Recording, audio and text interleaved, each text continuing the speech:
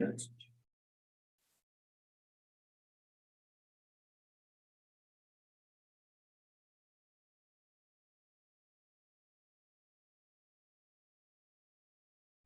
There we are.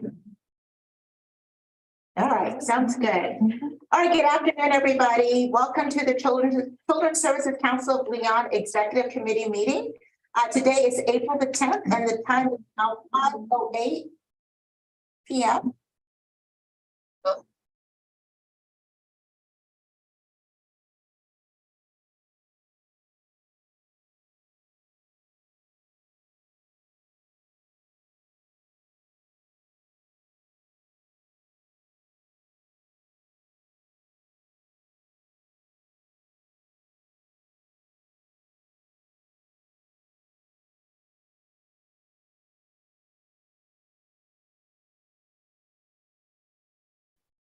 Are we good? All right, thank you. All right, it's still 5:08 p.m. and I'm going to call our meeting to order. I don't see any individuals here right now, but if we do get some in-person attendees for this meeting, if they would like to make a comment, Ms. Clay, please just make sure that you can collect some comment cards for those, and we'll pause throughout the meeting to allow for that to happen. To my council members, I'm just a quick reminder, if we do want to make a comment, please just raise your little tent, and that will give me a visual indication that someone would like to be recognized. And with that, Ms. Clay, I'm going to ask you to please call a roll. Mr. Mitchell, Here. Mr. Watt, Here. Dr. Glenn. Here. Have a All quorum. right, we have a quorum and we will get started. Thanks, everybody. Okay, so for the council members that are present, please take a moment and review the agenda. And if we don't have any changes, I would love to entertain a motion to approve the agenda. Madam Chair, I will move the agenda. A second. All right, we have a motion from Mr. Mitchell and a second from Mr. Watts. The agenda is now approved. All right, Ms. Clay, would you happen to have any comments or any statements to be read at this time? There are no public comments at this time. No comments at this time. All right. So, gentlemen, at our last meeting, or I guess several meetings ago, at the request of Mr. Mitchell, we've asked Mr. Rowe to prepare a travel policy for our review and for our discussion. And then also, I've asked Mr. Rowe to prepare some summary documents that summarizes the purchasing policy and also the purchasing card policy, just to make sure it's crystal clear and everybody knows exactly what the expectations are for those policies. So all of that information has been provided to all of the committee members for review. We did ask for comments to go back to Mr. Rowe, who has received all of those comments. And so what I'm going to do is ask Mr. Rowe right now if he would be willing to go over some of the final information with regards to the travel policy and the purchasing policies. It is my goal. I am hoping that we can come to a conclusion at today's meeting with the intent of including those policies, final versions or final iteration in the packet for the April 20th meeting. So I'm hoping we'll be able to come to that consensus. So with that, Mr. Rowe, I'm going to turn it over to you, please. Thank you, Madam Chair. Thank you. CSC Leon has previously adopted a purchasing policy and a key card policy, purchase card policy, which is essentially a credit card that can be used by staff for certain purchases. Those policies were adopted by resolutions. They are not hard and fast. They're subject to amendment by the council. If the council wishes to amend, they can be amended by adopting a resolution to change the policy. CSC Leon has never previously adopted a policy particular to travel. There's some general provisions in the purchasing policy which cover travel, but not specifically. And so what I did was I did a survey of other children's services councils that have travel policies. Found 4 in particular. One seemed to be more detailed than the rest. The other were sort of generalized. The most detailed one I found was for Alachua. So what I did, and you'll see in your materials that I've sent to you previously, I basically took the Alachua policy and made some changes to it so that it could work for CSC. It's by no means a finished product. It's absolutely open to revision by this committee, by the full council, but it should serve, if nothing else, as a starting point for discussions. And again, the reason I selected Alachua as the base is because the very general and didn't really have much in the way of detail. But you'll see that in your materials, I don't know if they've been made available in the agenda packet. We did not. If the council, the committee were inclined to recommend this, then I could basically just queue it up in a short resolution, similar to the purchasing and P card resolution, a one-page resolution that be considered by the full council. We hereby adopt a travel policy attached to this exhibit, something to that effect. That could take place at the next meeting of the full governing council. As far as the summary of the existing purchase policy, you'll see again, kind of a two-page table that breaks down what we currently have. The purchasing card policy in particular lays out the limitations on expenditures by the executive director, that being single purchase limits of $10,000 and a 30-day limit of $15,000. And then for the administrative services director, a single purchase limit of $5,000 and a 30-day limit of $7,500. Those are the only two staff members who have authorization to have a purchasing card. The policy lays out prohibited uses of the P card. Some of those include cash advances, can't do cash advances, purchasing card. Capital items, any goods or services that are restricted by the full purchasing policy or CSC, and that would generally be anything that requires a full-blown competitive procurement in order to obtain. Telephone calls, personal items, banking items, can't use that even if the intent is to later reimburse the charge, and purchases from vendors, which might create a conflict of interest for CSC. The only thing other than general references to travel in the purchasing policy and the P card policy was the executive director's employment agreement. There are some limited provisions in there regarding travel, but they don't apply across the board to all staff or even to CSC board members. So that I think that concludes my summary. I'm glad to take any questions or direction from the committee as to revisions you might like to see. Have you all had an opportunity to review the travel policy and provide feedback? So let's start with you. Yeah, Mr. I did get your email on Tuesday night, and and because this one is especially important to me. Normally I was kind of glance through something and feel like a general, and I purposely didn't on this one because I really want to understand sort of how we're spending taxpayer dollars. So I have not read everything that you provided. I started to, but I did just get it on Tuesday night, really Wednesday morning. So just I'm not. I know you wanted to be on this meeting. I would prefer that we digest it all, and I always a step ahead of me. Mr. Watts has actually read it. I haven't.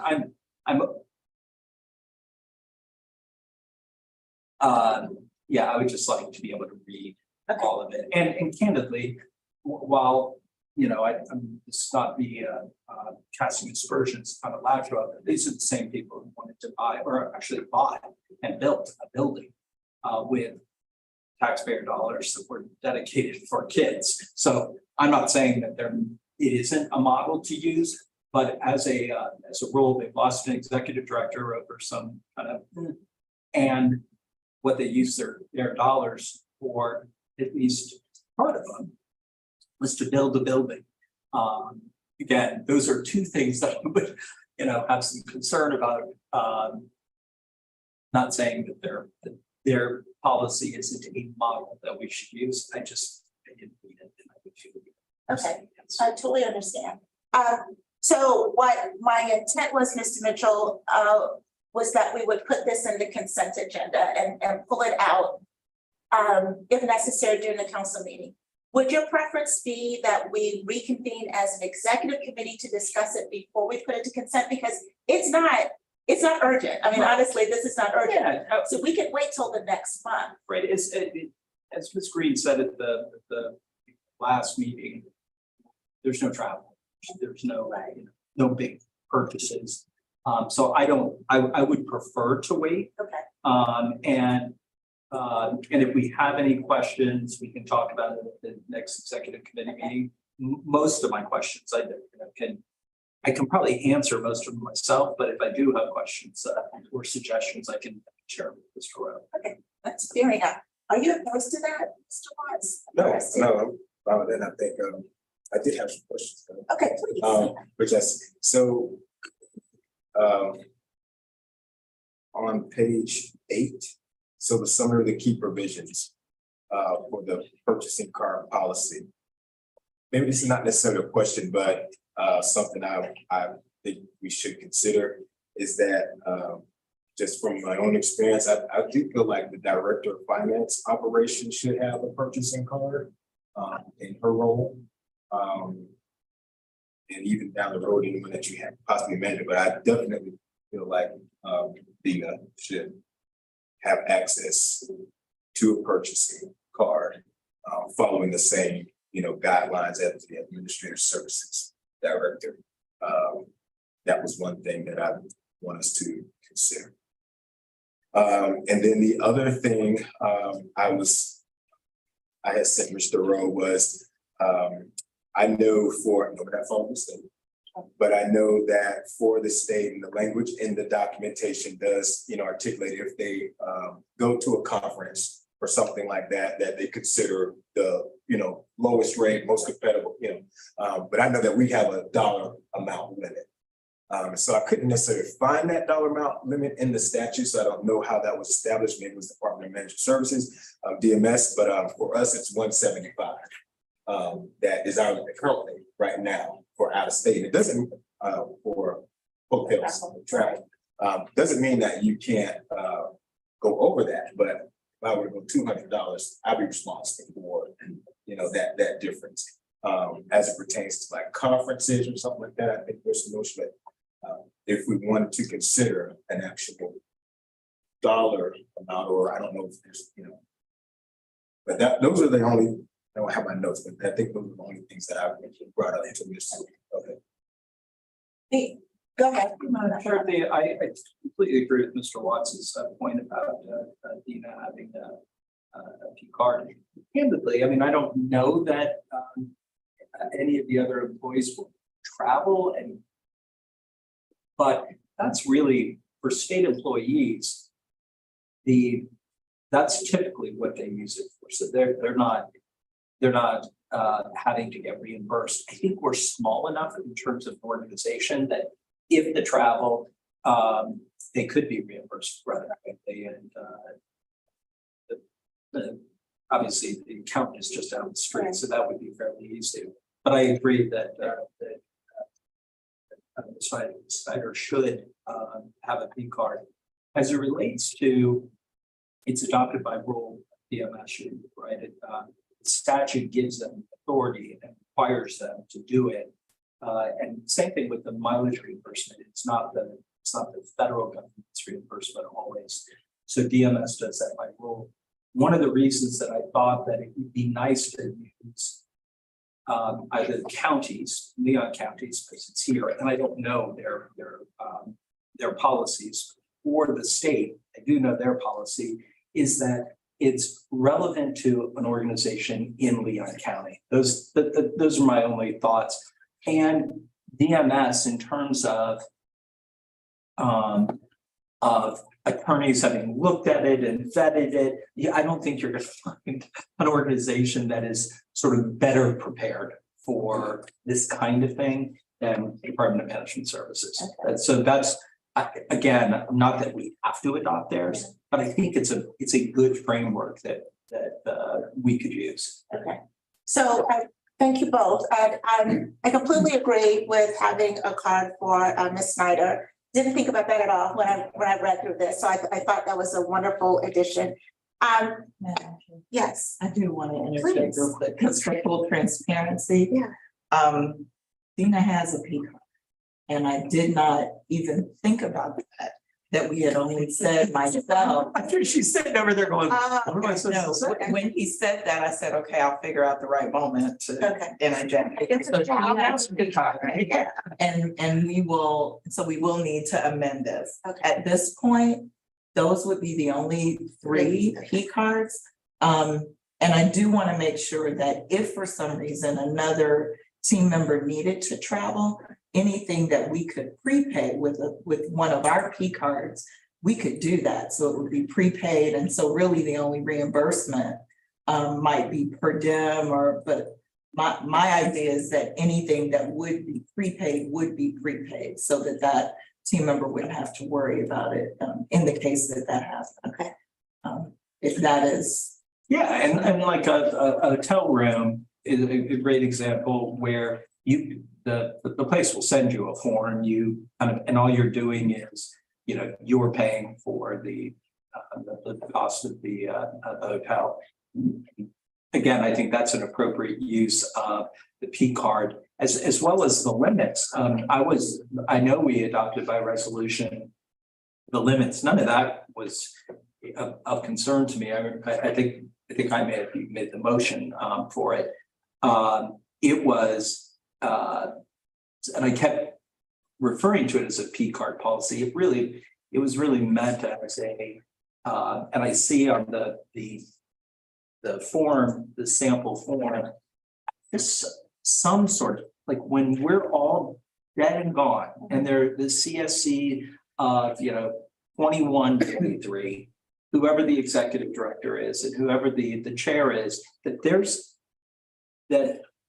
some sign off, that there's some accountability built into the system, that we're, again, it's not one person making the decision and then somebody comes in and, Sure. a year later, 5 years later, 10 years later, says, is this appropriate? But instead, yes, two human beings looked and said, yes, it's appropriate. Yeah.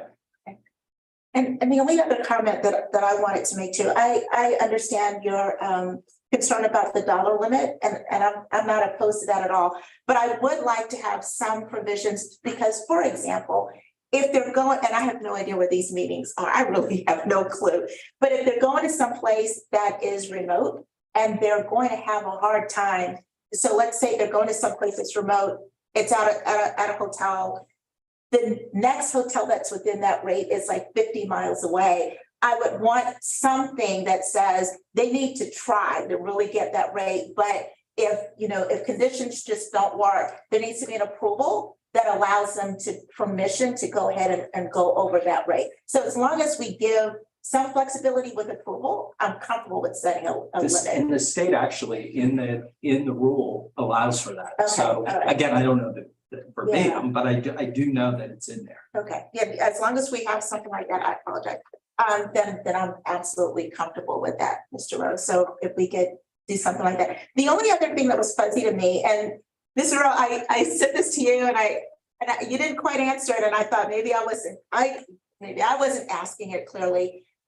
Was under the purchasing policy under prohibited uses, and then C, any additional goods or services specifically restricted by CSC Leon purchasing policy. But when I read the purchasing policy, I didn't see any restricted purchases. So I just wanted clarity. What are the restricted purchases that we want to make sure are not included with this? This type of language, it's like a caveat, it meant to include anything that in the future may be added as a restricted purchase. So although I don't think there's any line by line saying you shall not purchase this, Okay. it may be that there is something. One thing, as I suggested, was something that would require a competitive solicitation that would exceed the limits. The limits, Yeah, okay. that's clearly something that couldn't be Okay, purchased at staff level, but would require the full approval of the council. So okay. we can pick that up. Well, yeah, because when I saw that, I went to go look for what are the restricted purchases. Yeah, and nothing was there. So anything that clears that up, and maybe if you just so it doesn't bother me anymore. No, it's not. All right, thank you. Does that make sense to you? You both? Okay, yeah, thank you. I would appreciate that. All right.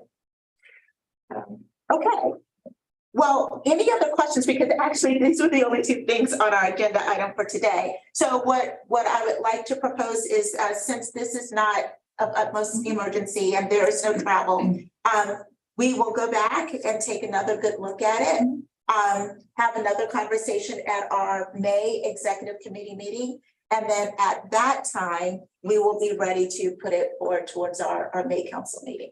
Are you all? Yeah, I want to add, I think I Understood, so I didn't, but I'm gonna bring this back up, because I know like as a state employee, like I can't use my P card for a vending machine, so I'm just gonna go back to a comment Mr. Mitchell made. And I'm wondering if the language in here that talks about like from an ethical standpoint, or would that fall under personal or family household items, like where does that, if we were to address, the gray area of can you use a purchase card for a vending machine, if it's, not to, I don't know, feed the count, I don't know, but period. How do you address, how's that information addressed in here? And the conclusion I came up with was from the ethical statement that was in the documents, but I wasn't 100% sure. So, Madam Chair, before Mr. Rowe answers that, and this was, it's not on the agenda, but I do want, it's been on my mind a lot. And I think it might get to your point, Terrence. That is, I look at like the Early Learning Coalition, right? The Early Learning Coalition receives state and federal dollars, plain and simple, and some grant dollars, and it restricts them. They can't, they can't buy food with it. They can't buy, again, a bottle of water for a council member. However, much like the Department of Juvenile Justice, the Department of State, there are direct support organizations where taxpayers, when they agreed to fund the Children's Services Council, they didn't have in mind that they would fund anything other than programs and the administration thereof. But there's nothing that would prohibit us from, great example, the evaluators who were here, last week, or whenever it was. All these days are blending together, but yeah, last week, last Monday, Tuesday, Wednesday. They were here for quite a long time, right? And so it is a reasonable thing to do to provide lunch for them. Yes, they can go out and get lunch, but they're doing us a service. If we had a direct support organization where those who said, you know what, a little bit of flexibility, and I think that DSO should have one signature, and it should be the chair, plain and simple. Whoever the chair is of the council, it should be one person. I don't care if it's the chair. I'm putting way too much. My answer is always the chair, right? But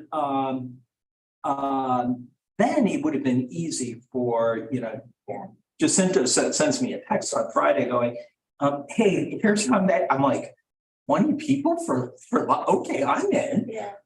But it would have been much easier if I just personally gave money to the direct support organization. It could be used for things that fall outside of what the Children's Services Council can allow, which would mean that we would, like, food is prohibited by the state.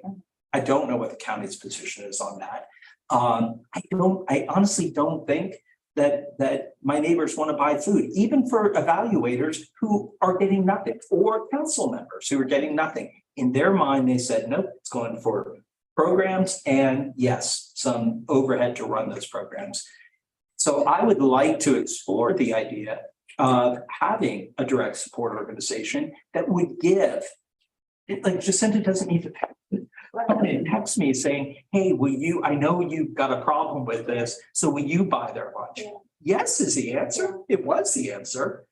But I'd rather just give, a lump sum of money, not, say, hey, Diane, did you go on Jimmy John's on Monday, Chick-fil-A on Tuesday, and just give you all that give the CSC staff the flexibility. If it's snacks, or if it's, as long as it's for a purpose that the chair or whoever is the approving signature says, it meets as a direct support to the organization. It's a good thing. So other than you, right?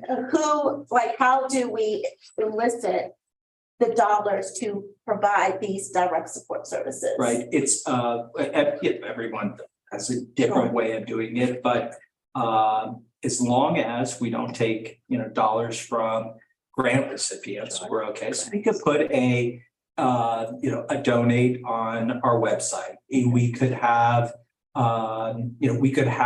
certainly there are plenty of friends of the Children's Services Council of Leon who would, gladly contribute. And it kind of takes the messiness out of CSC. Right. And it allows for things like providing lunch, and it also, by the way, and I have no idea, nor do I want to know if there were any state employees who were evaluators. But if there were, it puts it's easier if a donation is made, and again, outside of any member of the council, we don't make up the decision, oh, we're gonna have snack and 5 of my family members will be there to eat, Yeah. I don't know, it's easier that way. So we could do a once a year fundraiser, we could do it on Giving Tuesday in November, whatever that thing is called.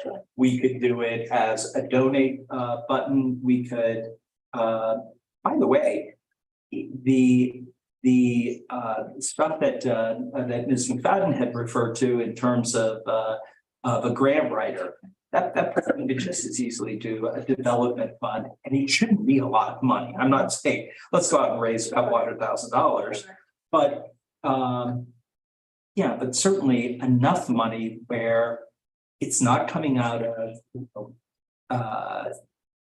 Ms. Green's pocket or or anybody else's pocket. It's those who want to give for those purposes. Yeah. No, I like that a lot. And it does keep the lines separate Yeah. and makes it crisp and clean. And it does give them the flexibility. Because honestly, I'm sitting here thinking as an evaluator, I'm volunteering my time, I'm reading. I'm just remembering the days of the evaluation with the needs assessment. I mean, it was just a whole lot. And you bring me to a room all day long and you won't give me a bottle of water. I'm just thinking that, great, I'm giving you my expertise, my time. I don't know why, someone doesn't have what they need, but somebody was not able to purchase a bottle of water. But I would like for us to be able to provide those services and not think twice about it, And I would like for Ms. Green to be able to make that decision. They deserve a bottle of water, something within reason. I do like that plan. I'm hoping we can execute something like that fairly quickly because we still have a lot of evaluations that are coming out really, really soon. And, we would need an opportunity to be able to resolve issues like that. So I don't know. I like it. I just want us to do it quickly because I just don't want that issue to come up again. And then their backs up or against the wall. I can't provide you a bottle of water, but let me see what we can do, The other thing is it's not even just for the evaluation. Now it cannot include staff. That's not Correct, I agree. no offense to anybody in this room, but for people who come and visit, if I don't know if they come in, they want there's another Children's Services Council out there that's like Leon County's doing something cutting edge. Yeah. Can we come up and visit with you? Sure. When they walk in, be able to say to them, can I get you a bottle of water? One of the reasons, and Jacinta will tell you this, when I knew that we were having an open house and that there were going to be visitors here, it isn't that the food is what drew them here, but you want them leaving with a good feeling, which is why I went to Costco and did all my extra shopping for CSC. That is something that I'm not discouraging members from doing that in the future. By all means, if they want to get water and soft drinks, it's a great thing. And by the way, those they have the liberty of staff members having, but it does say to a taxpayer who is suspicious, be not suspicious because your dollars did not pay for that bottle of water or that bag of chips or that trip to Jimmy John's. The direct support organization did, and the only people who gave to the direct support organization were those who chose to give for just that purpose. End of story. And that is an appropriate use of, of a donor's dollars, especially if that's, it's explained to them up front. That's what it's being used for. Absolutely. I completely agree. And I think that's totally different from the policy, but that allows. But it makes, to Yeah, right, Mr. it Watts's does. point, it makes. Yeah, It takes it off. It takes it off the table, and it doesn't put any member of the staff, again, 100 Yes. years from now, that member of the staff, no one has a question. It's like, oh, yes, we have the resources to do decent human things, but at the same time, we are sticking to a hard and fast policy with taxpayer dollars collected for CSC. Okay.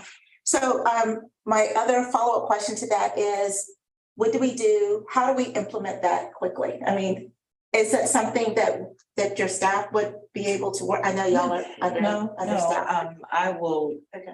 because I don't know if they're DSOs, but I know that some of the other CSCs have something, excuse me, that is development focused. Okay. And so I'll check with them.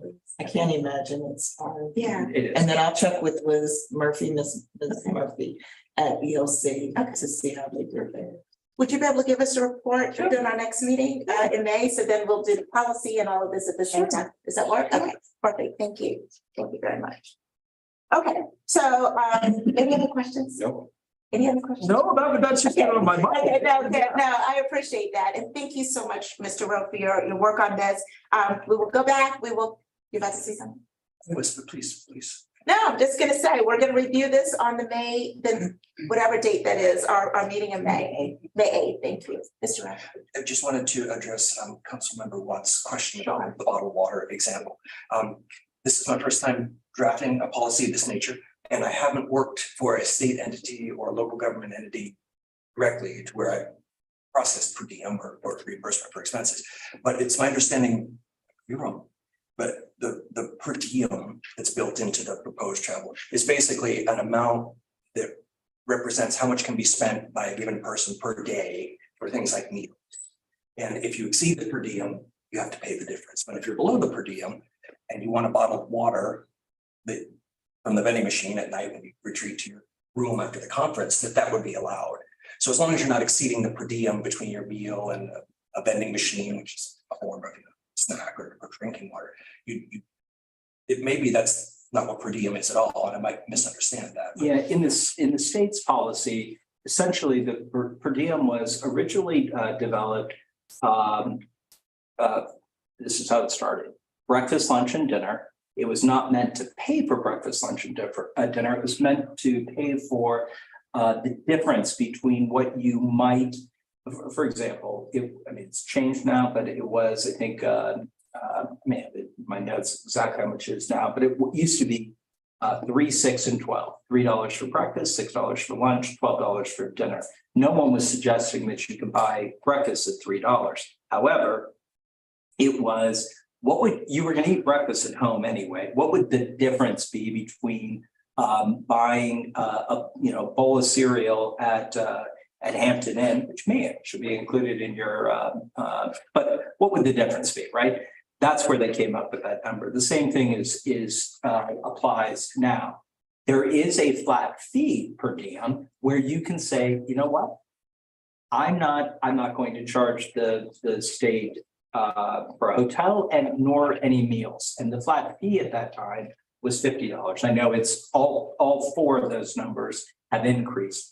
And depending on when you get in, depending on where the clock is, that will tell you how much of the day you qualify for if you want the flat fee.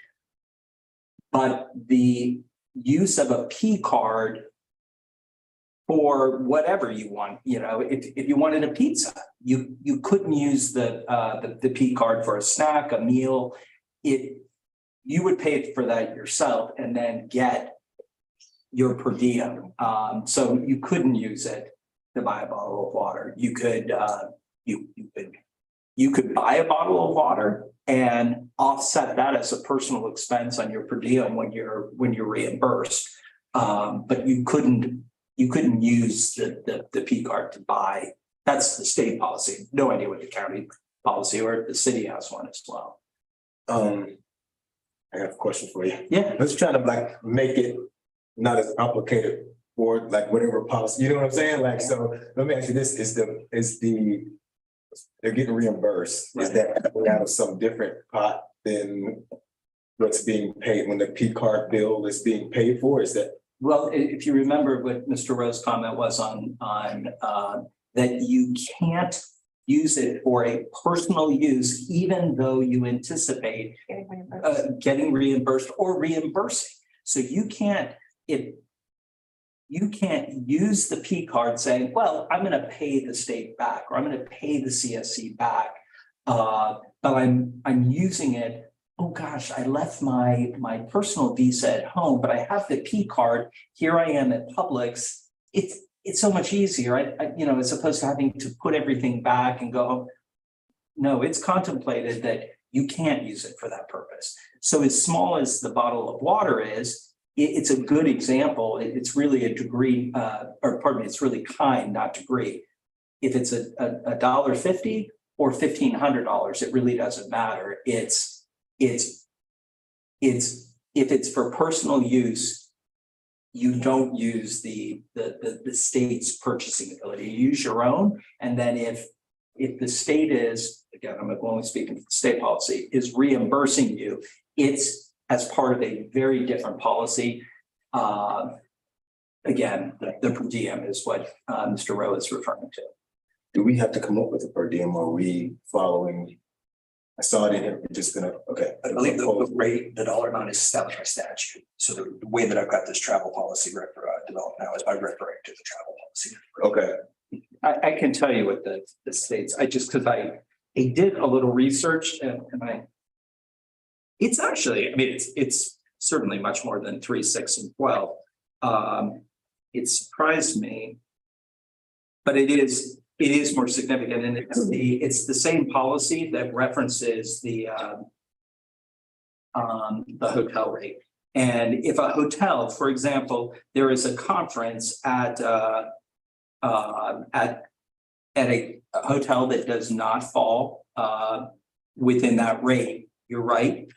The state will pay up to that rate. You can pay the difference, or you can go down the street and find a place that has a state rate that is at or below the state's rate. And that's the idea, was to create a policy that was fair to state employees. But Dr. Glenn, to your point, we don't want to be unreasonable. If a state employee is traveling to New York City, $175 will not put you in, you will have company, they will be four-legged and related, but nonetheless, there is the ability for, I think it is the supervisor, there is a person that can approve a policy that goes beyond what the state rate is. And so, again, that's why I said it's a good place to start, because they do it for 120,000 people. That's a lot of people to set a policy for. And they kind of have thought of The possibility. exactly what your thought was. I don't want to make them drive 50 miles each way. To find it. That's something that gives the flexibility. I want to be reasonable. Yeah. So I agree. Okay. Any other comments, Mr. Are y'all good? All right. So, yes. So that we're not operating outside of our resolution, can we go ahead and have Mr. Rowe draft a resolution for our next meeting? At the April 20th. At the April 20th. Oh, to make So sure because that, we need to, yes. and I take full Aside from that, the responsibility. TPP is on its way over. Moving so fast, I didn't even think about it, so if that's okay, we'll go ahead. Okay. Thank you. All right. And then everything else. That's good. Yes, okay. So gentlemen, our next meeting is on Monday, May 8th at 5 p.m. Same time, same location right here. The next meeting agenda will be a complete duplicate of this meeting agenda. So its version. Okay, we'll have those added in. Okay, so at this point, any committee member comments? You have an announcement. I'm not a committee member, but I do have an announcement. So I did just send the council a notice of a press conference that will be here tomorrow on the summer expo that we're doing in partnership with Leon County and City of Tallahassee. I referenced it during our last month's meeting. Mr. Watts, I know you have a competing meeting. And Mr. Mitchell is in session, but if either of you are available, we'd love to have you at 10 o'clock. It's tomorrow? Yeah, at 10 o'clock tomorrow here. Yeah, so I'll give you more information. I think I have a meeting tomorrow. This literally happened Friday. Oh, good. I'm like, is this? another You one didn't of know, those? you didn't, no, you Yeah. didn't miss a thing. Yeah, I can't. I don't know what it is. Does everybody, and so when it's a group, it's only because I get your individual ones, or if there's just 3 or 4 names. If it is a blast group, I sit on several boards of many people. The ELC somehow makes it through, but even Liz is. Okay. But they end up in my spam mailbox that I get notices of like 3 or 4 times a day. Never have I seen yours. Clearly, it happened because you're getting messages that it's bouncing back. But is it only me? Is it? Did you check? She just sent it right before this meeting. It may have been a transcript. She sent it at 4:46. And I did a, today. and I do a blind copy just to keep the council from inadvertently responding. Yes, I got it. You got that? 446. Okay. No attachments. No attachments. It shows an attachment. But I think the attachment is her signature. It's Uh, no photo. Oh, okay. Yeah, that's the Okay. attachment. Oh, so there is an attachment. No, I mean, it shows up as an attachment. Did you see it? It's a picture. Now, the one I sent on gun legislation, did you get that one? You didn't get that one because that was bad. I'm wondering if maybe because guns was on the subject. No, I don't, I mean, I've never, this is new as a phenomenon for CSC. Okay. I've not had, I mean, I saw what you sent, I definitely didn't see it. And I saw the little thing that said it got bounced back.